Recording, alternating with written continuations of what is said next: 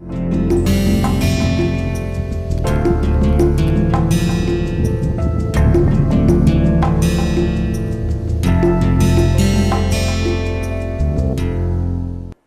the last class, we were working on some part of energy and energy transfer. We started with the first law of thermodynamics.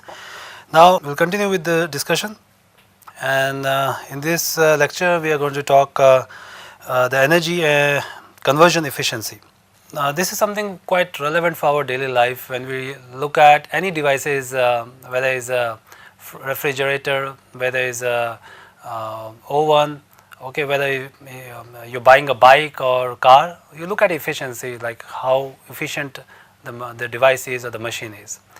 And one of the daily usage at our home is a water heater. So we'll go through different aspects of these different devices and its their efficiency. But let us first define what is efficiency. And this is a generic term. It is not a term relevant only to engineering, but our other daily life activities. So efficiency is nothing but a ratio of the desired output and required input. Now this desired output and required input would be different for different contexts. In case of thermodynamics, is always related to some form of energy. So let's take the different kind of water heater. What you have typically in at home, the efficiency is defined as the ratio of the energy delivered to the house by hot water to the energy supplied to the water heater. So whatever the water being heated up, like how much energy it contains, what you use it, that divided by the energy supplied to the water heater. So it's a simple ratio. The issue is that how do you compare with other systems? So because it's not always the electrical based heater, it could be gas based heater, it could be some other form of heater, and the efficiency vary. So how do you really compare? So this efficiency, for example, gas is quite lower compared to the conventional electric base, very high. Okay, the loss is quite limited. And when you go to the market and you talk about it, and you always get confused because these guys, some guys will say it's very high efficiency. You don't know what they are using it. If you are aware of it, then you can quantify and you can calculate its cost. And cost does vary a lot.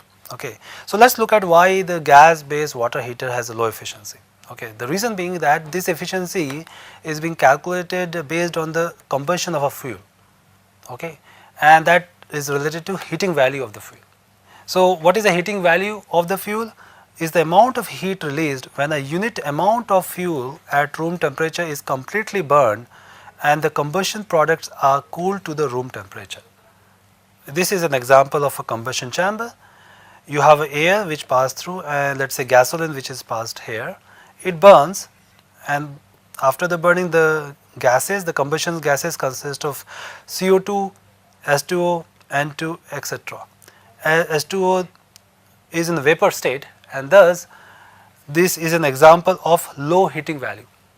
It says that when the water leaves as a vapor, the energy associated of this combustion would be low heating value. The reason being, water takes a lot of energy out of it. You're heating it, water comes as a vapor, it contains a lot of energy, hence whatever is useful energy remains is going to be of low quality. Okay, but when you condense this water vapor and then you use this heat of vaporization as a part of your output, desired output, then the corresponding heating value would be higher heating value. Okay, so when the water in the combustion gas is completely condensed, the heat of vaporization is also recovered in such case, high heating value. Okay, so how you define this combustion efficiency? Amount of heat released during combustion divided by heat value of the fuel burned. So that's a ratio. So it's like Q divided by HV. So this HV could be HHV, higher heating value, or LHV, depending on what is the state of the combustion gas. So let's further look into more efficiency. What about generator? So a generator is a device that converts mechanical energy to electrical energy. It gets a shaft work, okay, output from the turbine and converts that into electrical energy.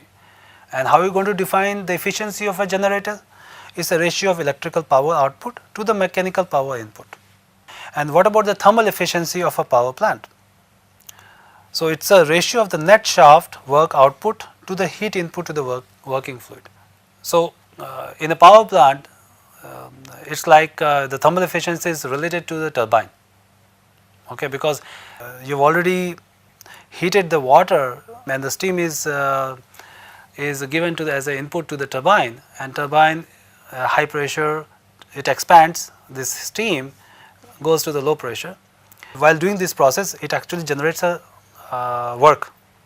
So what is the thermal efficiency of power plant? It's the ratio of the net shaft work output to the heat input to the working fluid. So when you consider the power plant as a whole, you have to take different components and their efficiency, and you multiply them. So the overall efficiency would be the net electrical power output, because that is a desired output of the whole power plant, to the rate of the fuel energy input. In this case, you are going to burn the fuel, use that energy to heat up the water, convert to steam, and steam is used to do the work through turbine. So this whole cycle, you have to consider the combustion chamber, you have to consider the turbine, you have to consider the generator, all three of them. So this is going to be the overall efficiency, eta combustion, eta thermal, and efficiency of generator. You can make use of definition of each of them. For example, here, what is the combustion? This would be Q out divided by the heating value. But now we are going to multiply M also, because heating value is typically per unit mass. So we are going to multiply by M. So that becomes the combustion efficiency. What about the thermal? As I already mentioned, thermal is a net shaft work output. So that will be shaft out divided by Q in. Okay. Q in is basically same as Q out. Okay. And eta generator would be net out, which is electrical power output, divided by the mech in, mechanical energy, which we are using here. So this you can write all of them in a rate form, converting into the power. So this effectively should give you this, because this should cancel if it is a perfect conversion, and effectively you can write this, that this is our net input. So W net electric would be the desired output, and this is desired input. So take an example of some common case appliances. This is an example of simple appliance. So you are using this device, okay, which is using electrical power, cooking appliance here, which is simply a utensil having some fluid.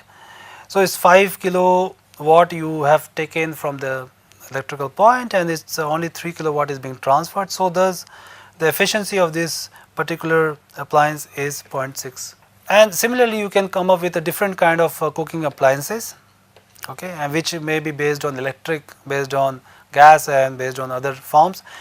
And this is a summary of these appliances, the cost of the energy used based on United States data, and you can clearly see that some are extremely small compared to others. The cost being low doesn't mean means efficient, okay, and it also doesn't mean it is you getting a good food, for example, if you are related to the food. I mean, so but otherwise it's important to be aware of the energy efficient appliance, because at the end, if you are using a high efficient appliance, you are conserving the energy in some form. And if you can reduce the combustion of fuel by any mean, is going to help the environment, because the combustion of fuel produces various different gases such as carbon dioxide, which causes global warming, nitrogen oxide and hydrocarbons, which cause smog, carbon monoxide, which is toxic, and sulfur dioxide, which cause acid rain. Thus, if we are using energy efficient, even if it's little higher cost, it's good for the environment. Now, as an engineer, you need to develop this kind of highest or higher energy efficient devices, and that's of course the challenge. Okay, that's also the challenge for power plants, for other in the petroleum industry, to increase the output, desired output, with lower possible input. Okay. Now we'll continue with the discussion of efficiency of mechanical and electrical devices. Now any transfer of mechanical energy is usually accompanied by rotation of shaft, and thus typically the mechanical energy is often referred as shaft work. So imagine again the mechanical energy of the fluid in your dam, you transferring the mechanic in some form of turbine shaft work. So this is a popular thing, or pump for example. Okay, that is also mechanical, transfer the mechanical energy or from the motor it transfer to the fluid in some form. Okay. So let's take an example again of pump and turbine. A pump or fan receives shaft work usually from an electric motor, and the job is to transfer it to fluid as mechanical energy. So the pump is used to increase the pressure, and thus so it's increase the mechanical energy, because mechanical energy has a pressure head, the pressure component, pressure energy or the flow energy P by rho. A turbine converts the mechanical energy of a fluid to a shaft work. This is simply a mechanical energy output divided by mechanical energy input. You can write this in this form, E mech out divided by E mech in, and also in this form where this is nothing but 1 minus E mech loss divided by E mech in. If the loss is close to 0, then you will get almost 100% conversion. So you can convert a mechanical form to another mechanical form theoretically 100%. So further we can look little more detail for the case of pump and turbine. So what's the job of a pump is to increase the pressure. Okay, and that is the pump can do that. The fan or compressor also can increase the pressure of the system, and that means it increases the mechanical energy of the system. So this is the if you want to find out the efficiency of pump, that will be the ratio of mechanical energy increase of the fluid divided by mechanical energy input. So what is the input in this case is W shaft in for the pump, and what is the output? So it's mechanical energy increase of the fluid, and that we are going to say as W E mech fluid. Okay, we are using dot because it's a rate based, so it's basically a power mode, and this is equivalent to a useful pumping power for pump. Okay, that's why this U stand for here. It means useful. So what is the change in the mechanical energy of fluid is simply E mech out minus E mech in. So remember, for the pump, E mech out is greater than E mech in because it is already increased. So what about the turbine? The turbine job is to extract mechanical energy of the fluid, because turbine the fluid expands, the pressure drops. So it basically it extracts the mechanical energy of the fluid. In that case, the way we are going to define the efficiency of turbine is mechanical energy output divided by mechanical energy decrease of the fluid. Now this is a positive value, and thus we are going to use here the absolute value of delta E mech. Okay, so and this E stand for again is extract. We are trying to extract the mechanical energy of the fluid. That's why we are going to use this absolute value in this form, E mech in minus E mech out. So remember, this is little different from the pump. Pump we used E mech out minus E mech in because it was all like E mech out was greater than E mech in. In this case, E mech in is more than E mech out. So once you do this absolute value, we are using the absolute value of this decrease in the mechanical energy of the fluid. So let's take an example. So this is a fan, and fan uses a shaft work of 50 watt, and then the air here has the mass rate is given is 0.5 kilojoules per second, and we need to find the mechanical efficiency of this fan. So how are we going to do that? We are going to use the expression what we have used for pump, delta E mech fluid divided by W shaft in, because here there is no, the air is stationary. Okay, this is stationary, which means that the velocities will be 0 here. Here the velocity is given as 12 meter per second. There is no change in the elevation, there is no change in the pressure. So mechanical energy of the fluid will have only the kinetic energy part. There is no change in the pressure part because there is no delta P by rho, and there is no delta PE. The only thing which we have is delta K. So this is going to be 0, this is going to be 0, and thus you have only this kinetic energy, and that's what you're going to use. Okay, and the shaft work is already given to you as 50 watt. So you replace this value, and this turns out to be 0.72. Okay, so many times we are interested in the combined effect. So for example, motor is connected to your pump, or generator has a turbine. So, having just efficiency of a turbine is not sufficient. You are interested in the combo or combination of both the things. So, as mechanical efficiency should not be just confused with a motor efficiency. It has a different definition. So, motor efficiency here would be simply the ratio of the mechanical power output and electrical power output. Okay.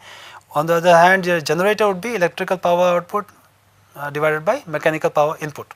So, what about the combined pump motor efficiency? You are going to just multiply the individual efficiency, or in other words you can come up with this direct form where you are saying that pump and motor combined has the effect of increasing the mechanical energy of the fluid and is divided by the power it takes, okay, and the effect is directly reflected on the mechanical energy of the fluid.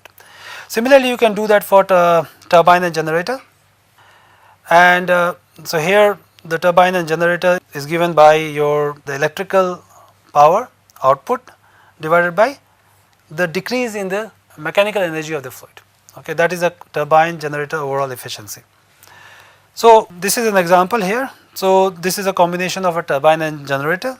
Individual efficiencies are given. So, turbine generator efficiency will be simply the multiplication of individual efficiency of turbine and generator. We will end this lecture by doing this energy analysis. Okay. So, this is a turbine generator efficiency problem.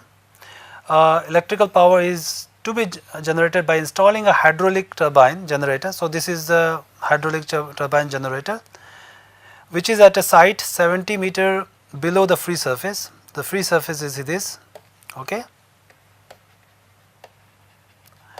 of the larger reservoir. So, this is the larger reservoir, this is the upstream, this is the downstream. So, this will be downstream. So, this is upstream. So, a larger reservoir here. Okay. So, it is saying that it should be installed at a site 70 meter below the free surface of the larger reservoir that can supply water at a steady state of 1500 kilogram per second, which means the m dot here, the fluid which is flowing out of it is 1500 kilogram per second. If the mechanical power output of the turbine is 800 and the electrical power generated is 750, which means this generator is generating 750 kilowatt of electrical power, then what is the turbine efficiency and the combined turbine generator efficiency? So, that is the question which we have to solve. So, we have to neglect the losses in the pipe. The first thing is we should write down the basic steps here. So, let us say we are going to consider this as Z2, the point 2 which is written here, and Z1. And Z2 we are going to say it to be 0, make this as a reference. So, we know Z1 is 70 meter. So, considering Z2 is 0, PE2 should be 0, right. These are stationary, there is no velocity. So, the kinetic energy here should be 0 and same is the case for here. So, the kinetic energy is of this point 1 is 0. Now, what about the P1 and P2? We can assume these are both at atmosphere, right. Okay. So, let us first calculate the delta E mechanical, change in the mechanical energy of the fluid. So, what about delta E mech? So, this will be m dot, because I am considering the rate here, this will be E mech in minus E mech out. Okay. Now, since we know E is nothing but your P by rho plus PE plus KE, right. Now, what about in here? And out is of course 2 and in is 1. So, in this case E mechanical energy in is we are going to consider only the potential energy part. So, this will be simply PE1 and this is going to be 0 because of the fact that PE2 is 0, KE2 is 0 and of course, there is no flow energy. Okay. So, this is nothing but m. So, you have the information of change in mechanical energy of the fluid. Okay. So, you can calculate what is PE is nothing but G times Z1, and so you can write the expression. So, here is the expression finally. So, this is the expression 1500 kilogram per second multiplied by PE. PE is calculated as GZ1, and this is the value which you are getting as change in mechanical energy of the system. Now, remember that what I did was the absolute change. So, this actually should be absolute change, okay, because I am using E in minus out. There is a drop in mechanical energy, okay, and that is what it is used, so absolute change here. Okay, so now once you have this information, how do you calculate your thermal efficiency? You can directly use the expression of what we have gone through. Thermal efficiency of turbine generator combination would be simply the electrical work output from the generator divided by the change in the mechanical energy of the fluid. Okay, that would be the combined effect of turbine and generator. So, that turns out to be 72.7%. What about turbine? Turbine would be this should not be electrical, this should be shaft work.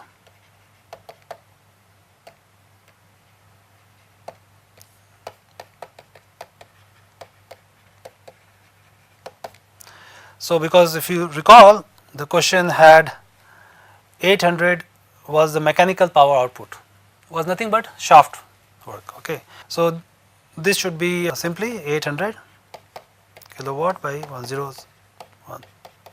So, that answer will be 77.6%. Okay. So, what this reservoir does? So, the reservoir supplied 1031 kilowatt of mechanical energy, because that was a mechanical energy, to the turbine, which converts 800 kilowatt of it to a shaft work, and that drives the generator generating 750 kilowatt of electrical power. Remaining amount is lost. So, this is how we are going to calculate and make use of efficiency to find out or solve such kind of problems. Okay, so let me summarize what we gone through in this module. We define the energy, define the macroscopic and microscopic energies. We also defined that energy can be transferred by heat, mass and work. Okay, these are different form of transfer of energy. Okay, and particularly heat and work will be recognized only at the boundary. We went through the first law of thermodynamics, went into the details, went to the expression, applied this particular expression or the analysis to a system, and eventually we ended this module with energy conversion efficiency and some examples. Okay. So, that will be the end of this lecture. Next lecture we are going to go through the property of the fluid and we will understand the phase change and other aspect of it.